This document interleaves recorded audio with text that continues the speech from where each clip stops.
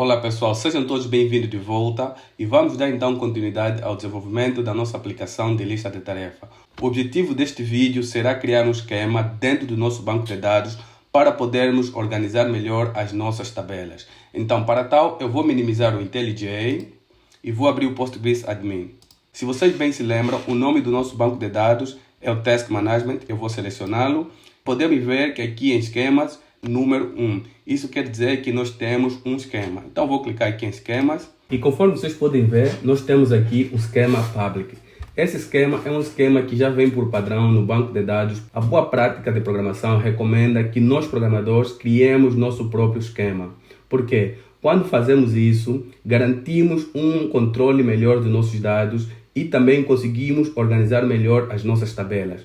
Suponhamos que nós temos uma aplicação grande e essa aplicação grande, por sua vez, possui muitas tabelas. Quando nós criamos nossos próprios esquemas, nós podemos, por exemplo, agrupar as tabelas consoante o esquema. Por exemplo, se eu tiver uma aplicação que trata de pessoas, eu posso fazer simplesmente um esquema onde vão ficar todas as tabelas relacionadas a pessoas. Posso fazer também um esquema onde vão ficar todas as tabelas relacionadas, por exemplo, a imóveis ou um outro tipo de objeto que a gente deseja persistir no banco de dados. Então, basicamente era isso que eu gostaria de passar para que vocês entendessem a importância de criar esquemas. Então, eu vou minimizar novamente o Postgres Admin e voltar ao IntelliJ. De volta ao IntelliJ, vamos então criar o nosso esquema para poder melhor organizar os nossos dados e as nossas tabelas. Pessoal, aqui vai uma dica. Sempre que você estiver a participar de um processo seletivo e você receber um desafio para desenvolver uma aplicação, sempre certifique-se de criar esquemas. Isto vai passar a mensagem de que você é um programador que se preocupa com o controle e a organização dos seus dados. Então, aqui na anotação table, eu vou colocar uma vírgula e vou escrever esquema. Agora, eu vou escrever o nome do meu esquema, que vai ser esquema task. Feito isso aqui, informamos ao Spring Data JPA que eu desejo que essa tabela task esteja dentro de um esquema chamado esquema task.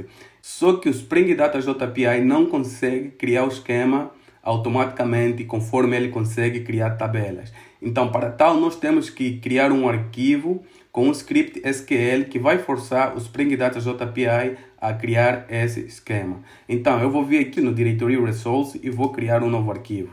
E esse arquivo vai se chamar init.sql. E vou digitar o seguinte script: create schema if not exist, e vou informar o nome do esquema. Feito isso aqui, também temos que vir até aqui no arquivo application properties e informar mais uma propriedade. Eu vou colar esta linha. Vai forçar com que o Spring Boot JPA leia este arquivo init.sql. Vou fechar o arquivo application properties, também vou fechar aqui o arquivo init.sql e vou inicializar a aplicação. Podemos ver que a aplicação inicializou sem nenhuma mensagem de erro. Agora eu vou minimizar o IntelliJ e abrir o Postgres Admin. Eu vou fazer um refresh aqui nos esquemas e podemos ver que agora temos dois esquemas. Tem esse esquema público que já vem por padrão no banco de dados e tem esse aqui que a nossa aplicação acabou de criar. E vamos verificar se a nossa tabela TBTask está dentro do esquema. Aqui nas tabelas, aqui está a nossa tabela TBTask. Então vou fazer um select para ver se a tabela tem um registro. E vou executar essa query. E está aqui o registro que nós acabamos de inserir na tabela.